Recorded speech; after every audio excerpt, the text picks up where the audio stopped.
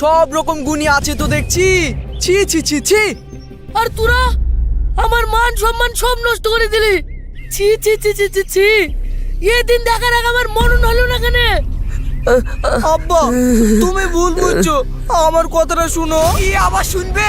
তোমরা তো যা করার করি তো দিয়েছো।